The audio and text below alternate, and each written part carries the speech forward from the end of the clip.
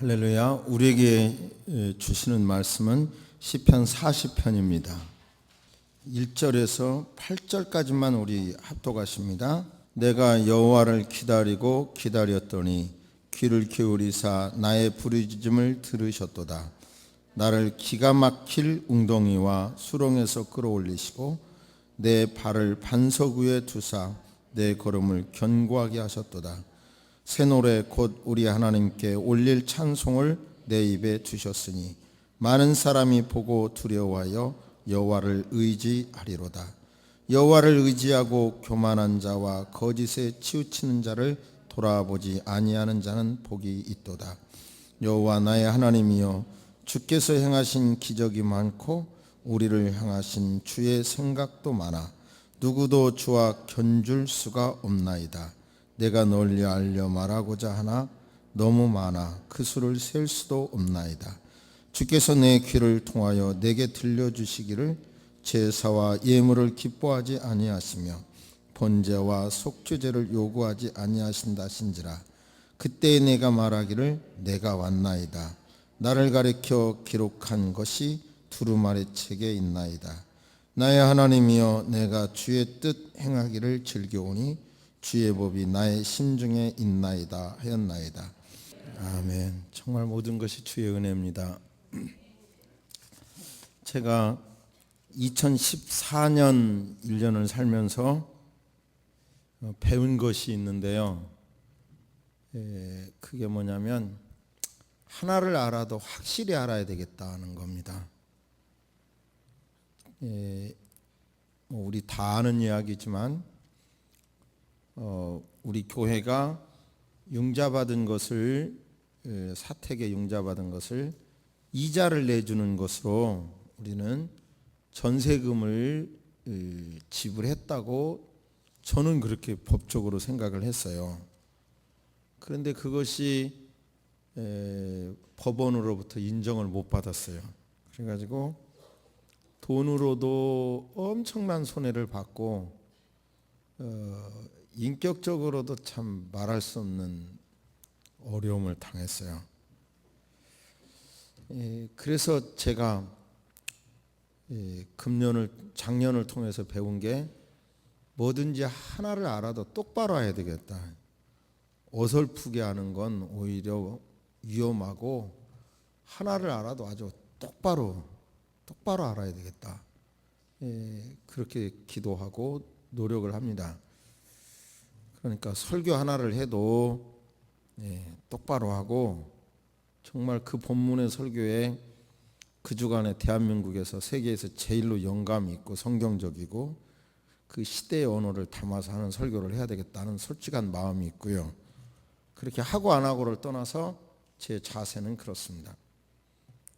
제가 어떤 문서 하나를 써도 이 대법관 출신을 능가하는 법률 문서를 쓰게 해주세요. 그게 제 생각이에요. 그렇게 되고 안 되고를 떠나서 하여튼 어설프게 알아서는 안 되고 하나를 알아도 똑바로 알아야 되겠다는 겁니다. 그래서 얼마를 살려주실지는 모르지만 뭘 하나를 해도 똑바로 해야 되겠다는 겁니다. 근데 제가 참 좋은 목사님이 계신데 어려움을 당했어요. 잘못하면 이게 징역으로도 한 5년 이상 징역을 살 형편이었어요.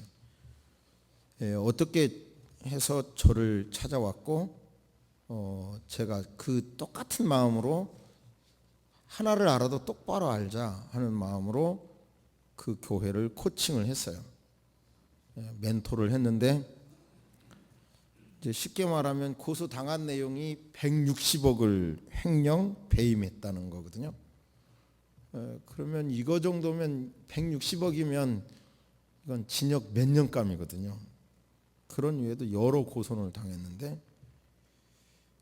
그런데 오늘 상대방은 우리나라에서 최고로 비싼, 우리 시대에 최고로 비싼 변호사를 선임해가지고 그 교회와 목사님을 파멸시키려는 그런 노력을 했고요. 실제로 이름을 대면 알만한 정관예우급 변호사를 선임해서 했는데 오늘 결정이 났어요. 무혐의로. 내가 만약에 그 틀을 안 잡아줬더라면 그분은 징역 몇 년감이에요. 그래서 그러니까 이제 저는 뭐 변호사도 아니고 판사나 검사 출신도 아니지만 내가 아는 것을 좀 똑바로 알아야 되겠다는 관점으로 종교법과 국가법을 놓고 그 교회 문제를 풀려고 해보니까 이제 쉽게 말하면 그 교회는 공동의회를 안 했어요. 장로님이 없으니까 당회도 안 했고. 그러니까 법적으로는 홈박 다 이제 그동안 썼던 돈을 목사가 횡령한 걸로 법이 그렇게 되는 건데요. 제가 그 목사님하고 상담하면서 그것을 명확하게 임의로 한 게 아니라 법적으로 이렇게 한 것이다라고 제시했고 그게 세무서에서 인정받아갔고요. 세무서에서 죄가 없다고 했고 오늘 이제 두 번째 이제 검찰에서 서울중앙검찰청에서 혐의 없음 처분했어요. 그러니까 하나를 알아도 제가 좀 잘난 체 했습니까? 똑바로 아는 것은 굉장하다는 거예요. 지금 이름을 대면 알만한 대한민국의 가장 유명한 교회가 큰 딜레마에 빠졌었어요. 제가 서너 번 만나서 코치를 했고 이제 금년 초에 그 교회가 드디어 장로님, 안수 집사님, 권사님을 뽑아요. 그렇게 뽑도록 제가 그 교회의 정관과 모든 사정을 뚫어보고 코치를 했어요. 그랬더니 그 방법대로 지금 진행을 하네요. 보니까 아무튼 하나를 알아도 똑바로 아는 것은 본인과 민족, 교회 모두에게 유익이 됩니다. 그런데 이 본문 안에서 여러분 2015년 이후에 살아가는 저와 여러분들의 삶에 정말 중요한 것이 있습니다. 이것을 대부분 아는 내용인 것 같지만 좀 더 이 본문을 똑바로 알아가지고 이 본문을 통해서 우리에게 들려주시는 하나님의 메시지를 들으시면 여러분이 이 밤에 잠을 안 자고 오신 이 밤이 큰 유익한 밤이 될 줄로 믿습니다. 이제 전반부에는 시편 40편은 과거의 체험과 과거의 경험을 회고하고요. 후반부는 현재 시점의 어려움을 하나님께 간구하는 내용입니다. 12절 한번 보실까요? 졸리니까 소리내서 읽겠습니다. 현재의 내용입니다. 12절 시작. 수많은 재앙이 나를 둘러싸고 나의 죄악이 나를 덮침으로 우러러 볼 수 없으며 죄가 나의 머리털보다 많음으로 내가 낙심하였음이니이다. 이 사람은 실제로 14절에 보면 내 생명을 찾아 멸하려 하는 자는 생명을 찾아서 이 40편은 다윗이 쓴 것으로 말하는데요. 생명을 찾아 헤매는 사람들이 있었어요. 그리고 재앙이 그를 두르고 있었어요. 그런데도 재앙도 있고 고통스러운데도 스스로를 생각해 볼 때 또 죄도 있는 거예요. 죄도. 스스로 생각할 때 죄도 있고 그리고 현실적으로 재앙이 있어요. 재앙이 있어요. 그런 상황에서 이 사람은 어떻게 하느냐면 당장 급한 현실의 문제를 하나님께 기도하는 게 아니고 전반부에서 과거에 베풀어 주신 은혜를 찬양해요. 1절 읽습니다. 시작. 내가 여호와를 기다리고 기다렸더니 귀를 기울이사 나의 부르짖음을 들으셨도다. 과거에 하나님을 기다렸어요. 인내했어요. 인내하면서 기다리고 기도했더니 그 부르짖음을 들어주셨다는 거예요. 그리고 웅덩이는 한없이 빠지는 웅덩이가 있잖아요. 계속 빠지는 웅덩이가 있어요. 디딜 데가 없는 그런 웅덩이에 빠졌을 때 2절 보십니다. 합독하십니다. 시작. 나를 기가 막힐 웅덩이와 수렁에서 끌어올리시고 내 발을 반석 위에 두사 내 결음을 견고하게 하셨도다. 그러니까 한없이 떨어지는 수렁에서 끌어올려 주셔서 단단한 반석 위에 올려주신 하나님께 영광을 돌리는 것입니다. 3절 같이 보십니다. 시작. 새 노래 곧 우리 하나님께 올릴 찬송을 내 입에 두셨으니 많은 사람이 보고 두려워하여 여호와를 의지하리로다. 그러니까 자기도 모르게 새 노래가 자기 입에서 터져 나왔다는 것이고요. 그래서 그는 이제 저를 보십니다. 현실은 어떤 현실이냐면 현실은 재앙이 둘러싸고, 현실은 어떤 거냐면 재앙 속에서라도 자기가 죄가 없고 하나님 앞에 당당하면 두렵지 않겠는데 자기 스스로 보니 또 죄도 있어. 그리고 그 죄가 머리털보다도 더 많다는 거예요. 그래서 낙심도 돼. 그리고 내 생명을 죽이려고 찾아 헤매는 사람들이 있어. 그것이 현실인데 그 현실에 집착하지 않고 과거에 내 기도를 들으신 하나님, 나를 인내할 수 있는 힘을 주신 하나님, 한없이 떨어지는 웅덩이에서 건져주셔서 반석 위에 올려주신 하나님, 그 하나님을 찬양하는 거예요. 그 하나님을 찬양하는 거예요. 저와 여러분도 그러니까 2015년을 지금까지 살아온 삶보다 최고의 삶을 살기를 주의 이름으로 축복합니다. 할렐루야. 그런데 그러기 위해서는 뭐가 필요하냐면요, 당장 급급한 2005년, 15년에도 여전히 문제가 있고 2015년에도 여전히 인간관계에 어려움이 있을 거고 2015년에도 여전히 돈과의 싸움이 있고 우리의 고통을 주었던 모든 문제가 다 해결되는 게 아니에요. 그런데 그 문제를 바라보지 말고 저와 여러분이 여기까지 살아오는 동안 베풀어 주신 은혜를 자꾸 반복해서 감사하시기를 주의 이름으로 축복합니다.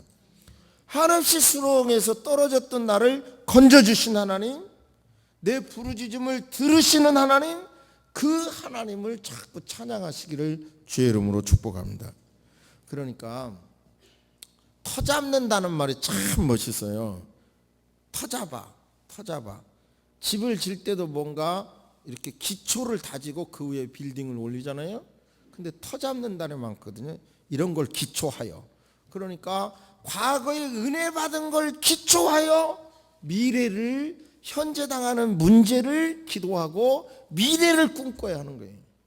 그런데 여러분, 과거에 은혜 받은 것을 잃어버리고 상처받은 것만 안고 가는 사람은 여러분이요, 세월이 바뀌어도 해가 바뀌어도 여전히 그 고통의 삶을 살 수밖에 없는 것입니다. 할렐루야. 여러분, 그러니까 우리는 지금까지 살아온 삶을 잘 저를 지탱해 준 삶이 뭘까?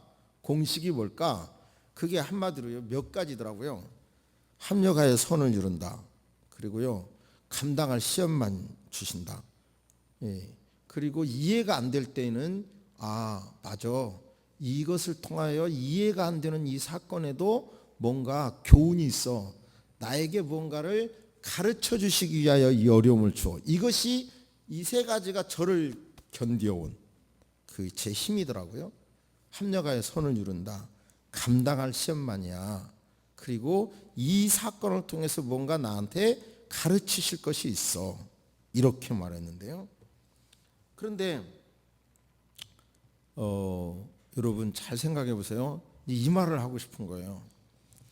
예를 들어서 유럽에서 그 전염병으로 인구의 3분의 1이 죽은 적이 있어요. 그리고 유태인은 아우슈비츠 수용소에서 600만 명이 죽었어요. 그것을 가지고 합력하여 선을 이룬다, 이렇게 말하면 답이 돼요? 이 세 가지가 제 삶의 힘이었는데요, 이렇게 말하면 답이 되냐고요? 그거 어떻게 설명해요? 뭔가 이것을 통해서 교훈해 주실 것이 있어서 뭐 이런 사건을 주셨어요. 그렇게 말하면 답이 됩니까? 답이 돼요? 답이 아닌 거예요, 제가 볼 때. 뭔가 이것을 통해서 감당할 만한 시험이었어요. 이것도 답이 아닌 거예요. 제가 이 세 가지를 가지고 지금까지 살아왔다고 한다면 2014년에 제가 기도하면서 내 인생이 뭔가 지금 새해에 달라지기 위해서는 뭐가 달라져야 합니까? 내가 기도하면서 깨달은 거예요. 내 생각 속에 지금 뭐가 하자입니까? 내가 이해가 안 될 때 합력하여 손을 이룹니다. 너무 힘들 때 감당할 것만입니다. 도저히 머리로 이해가 안 되는 것을 당할 때에 하나님께서는 이것을 통해서 나에게 무언가 교훈을 해주십니다. 이거 나름대로 긍정적인 거고 유익을 준 것은 사실인데, 내가 이 공식을 가지고 여러 해를 살아왔는데도 내 인생이 별로 달라지는 게 없어요. 그렇다면 지금 이 설교를 듣는 성도를 변화시키기 위해서 지금 내 공식이 뭔가 하자가 뭡니까? 이게 내 기도였어요. 최근에 제가 지금 뭔 설교를 하고자 하는지 이해가 되십니까? 그런데 그러면서 느낀 것이 이 본문 말씀에도요, 하나님께서는 번제와 속죄제를 요구하지 아니하시고 그때 내가 말하기를 내가 왔나이다, 나를 가리켜 기록한 것이 두루마리 책에 있나이다. 이 말씀은요, 성경이 나에게 주신 말씀입니다. 이렇게 번역하면 그냥 쉬운 번역이에요. 이 사람은 뭐냐면 성경이 나에 대하여 번역한 것이 나에게 이게 주신 말씀입니다. 이렇게 해석을 한 거예요. 그러니까 더 중요한 것은, 이런 공식보다도 더 중요한 것은 먼저 하나님과 친밀감을 갖는 거예요. 친밀감을. 성경에 기록된 말씀이 내게 주신 말씀이고, 이 친밀감, 이 부분은 내일 낮에 다시 설교를 하기로 하고요. 더 중요한 것이 또 있는데, 그게 뭐냐면 어떤 고통을 당할 때 이거는 합력하여 선을 이루겠구나. 그런데 내가 뭘 배워야지, 내가 뭘 고쳐야지 이거를 잡아내야 되는 거예요. 그냥 합력하여 선을 이룬다라고 대충 떼우지 마시고, 이 사건이 자꾸 어려움이 되고 시험이 될 때는 이거에 대해서 내가 뭘 배워야지.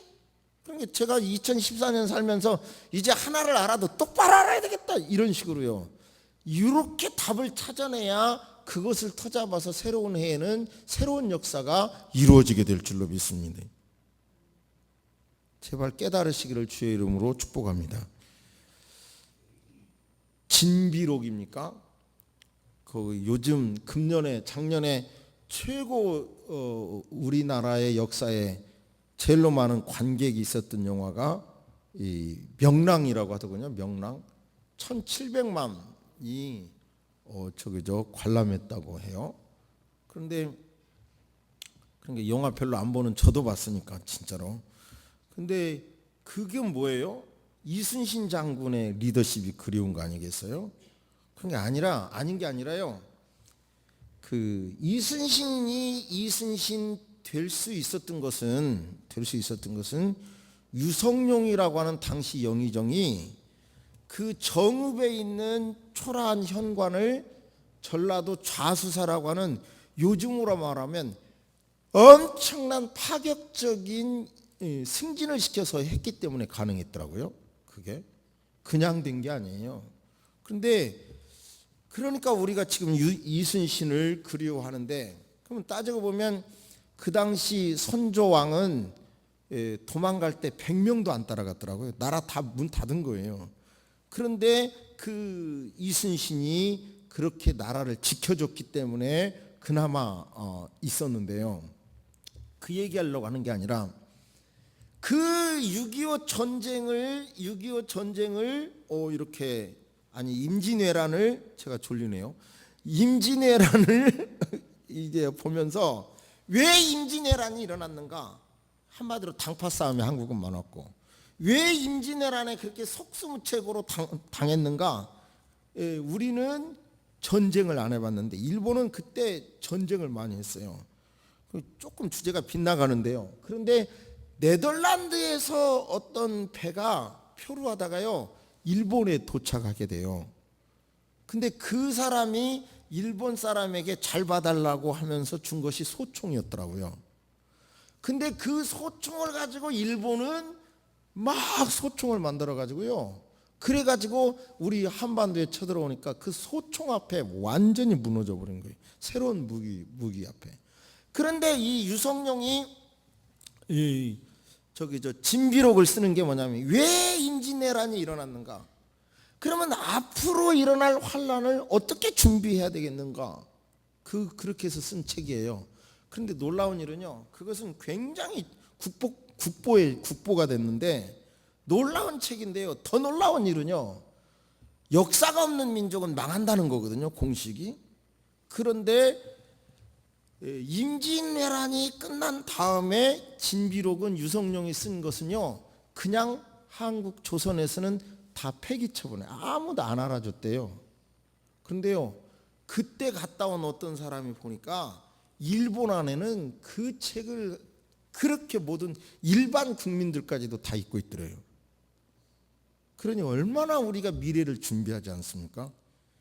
2014년까지의 실패는 그냥 합력하여 선을 이룬다, 두리뭉실하지 마시고, 합력하여 선을 이루지만 내게는 이것이 잘못이었구나, 이렇게 깨달으셔서 2015년을 대비하며 살기를 주의 이름으로 축복합니다. 주의 이름으로 축복합니다.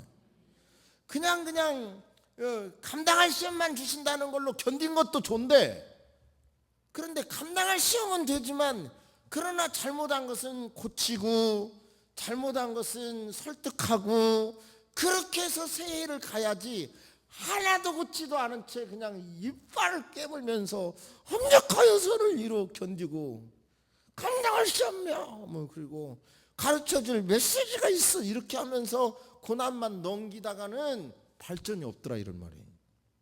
그러니까 이런 것 속에서 맞아, 이거에는 이것이 문제가 있었구만, 그러면서 내가 배울 것은 아까 제가 말씀드린 대로, 나는 2014년에 엄청난 고통과 창피함과 돈의 손해를 보고 한 가지 배운 게, 이제 뭐든지 하나 하려면 아주 완벽하게 해야 되겠다, 이런, 실제로 할 수 있든지 못할지 그건 잘 모르지만 완벽하게 해야 되겠다, 내가 아주 인생의 아주 최고의 좌우명으로 지금 잡았는데요, 그걸 잡았다고 하면 내가 몇 년 살지는 모르지만 유익이 된 거예요. 이렇게 하자, 이런 말이에요. 여러분도 그냥 합력하여 선을 이룹니다. 감당할 시험만 주셨습니다. 이 사건을 통해서 뭔가 주실 메시지, 어떤 교훈이 있습니다. 좋아요. 거기서만 끝나지 마시고 그 어려움 속에게 주신 그게 뭐예요? 교훈이 뭐예요? 구체적으로 배우시고, 어떻게 해야 내가 합력하여 선을 이루죠? 거기서 내가 배울 게 무엇인지, 그것을 가지고, 긍정의 자세를 가지고 지금까지 베풀어 주신 은혜를 찾아봐서 2015년을 살면 여러분 축복이 될 줄로 믿습니다. 할렐루야. 이제 이야기만 하고 마치겠는데요, 요즘은 아이 낳을 때도 무통분만 이런 거 주사 맞잖아요. 그래갖고 수술해 버리잖아요. 그러니까 제 아내도 이제 첫 아들을 낳을 때 얼마나 고생을 했는지요. 진짜 그렇게 고생해서 낳았는데, 알아주는지는 모르겠지만 그 아들이 진짜 오랫동안 산통을 겪었거든요. 그러니까 아내는 막 여보 나 수술해줘. 그런데 이상하게 나는 수술을 하기가 싫은 거예요. 근데 주일날이 아마 됐을 거예요. 그래서 가서 예배 인도하고 왔어요.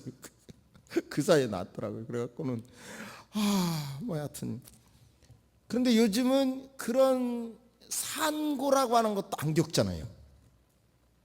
요즘 세대들 안 겪잖아요. 고통을 별로 안 싫어하는 거예요. 치통이 무섭잖아요, 치통. 그런데 치통도 주사가 있어가지고 별로 안 아프잖아요. 안 아프게 이빨 다 뽑고 하잖아요. 그러니까 과학의 힘이긴 한데, 그런데 문제는 고통도 유익해요. 제가 수술한 지 3년이 다 돼도 이렇게 넘었는데도 아파서, 하나님 나 이거 너무하잖아요, 너무하잖아요. 그랬더니 내게 주시는 영감이, 야야 그렇게 자꾸 아프니까 네 몸 조심하잖아. 그런 생각이. 아프니까요 조금만 많이 먹으면 얼마나 아픈지 몰라요. 그러니까 많이 덜 먹잖아요. 그러니까 근데 한 번만 많이 먹어도요. 지난 어제 그저께 대구에서 후배가 올라와가지고 밤 11시 와갖고 형님 배고파요 그래갖고 삼겹살 사달래. 근데 나는 안 먹으려고 해도 몇 점 집어먹고 다 먹고 고기가 맛없다고 꼼장어 사달래. 그러고 그 밤에 꼼장어까지 사줬더니 내가 나도 보면서 집어먹었더니 아이고 배불러가지고. 근데 그러니까 몸이 아프니까 많이 안 먹게 되니까 가만히 생각하면 그것도 내게 유익이에요. 그러니까 고통은 분명히 손해가 아니라 그 고통에서 잘 찾으면 돼요. 그러니까 고통당하는 이미 오래 이상하게 이야기를 하네요. 그 밀양이라고 하는 영화에서 아들을 죽었잖아요. 아니 납치당했잖아요. 유괴당했잖아요. 그러니까 교인이라고 하는 사람이 와서 아까 제가 말했듯이 꼭 그 말하거든요. 합력하여 손을 이루어요. 그 영화 볼 때 이상하게 그게 이건 아닌데 맞는 성경적인 말인데 이건 아닌데 이런 생각이 들더라고요. 그러니까 이것은 지금 우리의 신앙이 뭔가 안 맞는 거예요 현실적으로. 그러니까 저와 여러분은 아무튼 그 상황이라고 하면 일단은 얼마나 마음 아파요 이렇게 나가야지 당장 합력하여 손을 이룹니다 뭐 이런 식으로 나오면 접근이 안 되는 거예요. 아무튼 2014년까지 살았던 것을 터잡아서 여러분의 행복했던 은혜로다 이 모든 것은 그냥 많이 강조하시기를 주의 이름으로 축복합니다. 그것은 기도할 때마다 생각할 때마다 말할 때마다 막 자꾸 하시기를 주의 이름으로 축복합니다. 그리고 나서 이제 우리는 하나님과의 친밀한 관계는 내일 말씀을 드리는 거고요. 이 현재 문제를 기도하기 전에 과거에 베풀어 주신 은혜를 기도하는데 이제는 합력하여 선을 이룬다. 감당할 시험만 있습니다. 가르칠 교훈이 있으니까 어려움 주죠. 그 일반적인 얘기 하지 마시고 거기에다가 꼭 토를 다는. 그걸 통해서 내게 이걸 주셨습니다. 그 일을 통해서 내게 이걸 주셨습니다. 이것을 배웠습니다. 그래야 저와 여러분의 인생이 2015년이 축복된 해가 되리라 믿습니다. 과거를 은혜로 해석하셔서 새날을 기대하면서 현재 문제를 기도하셔서 극복하시고 그리고 아무리 현실이 암울하더라도 하나님께서 축복해 주실 것을 기대하시기를 주의 이름으로 축복합니다. 아멘. 기도하겠습니다. 살아계신 하나님, 새소망 성도님들 사랑해 주시고 2014년까지 지켜주신 은혜를 진실로 표현할 줄 아는 성도님들이 되게 해 주옵소서. 아버지 하나님, 사랑하는 가족, 늘 옆에 있는 가족에게도 하나님 2015년을 맞이하면서 사랑한다 말하게 하고 고맙다고 말하는 성도님들 되게 해 주옵소서. 이제는 합력하여 선을 이룬다. 감당할 시험만 있다. 뭔가 가르쳐 주실 교훈이 있어서 어려움이 있다. 여기서 끝나지 말게 하시고 구체적으로 이것을 통해서 이것을 배웠다.